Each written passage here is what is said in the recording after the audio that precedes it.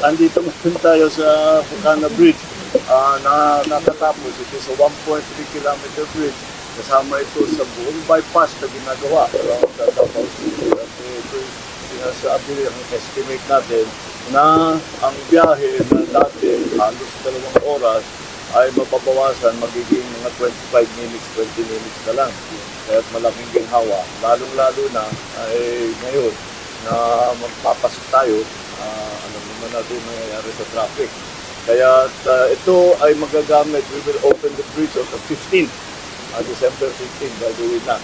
Matatapos yung buong bypass by December 2027. So tuloy tapos na lahat ito all the way.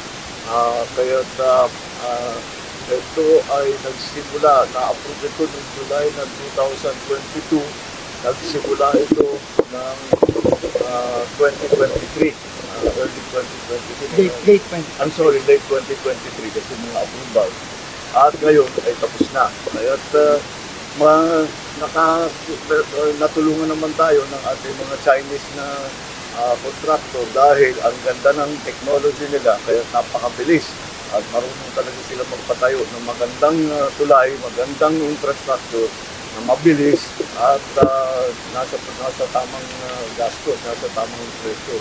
So this is one of the 4 major projects that our legacy projects that we will be finishing in Davao and its environs. So nakatapos na tayo, marami na tayong nabuksan na section dito.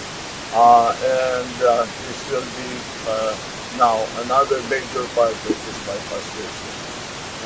And congratulating the DPWH for their good attention to this matter, and lahat ng nagtrabaho dito, congratulations. At we're looking forward to December 15 kung kailan meron ng dadaanan na. Thank you. Good morning. Thank you everyone.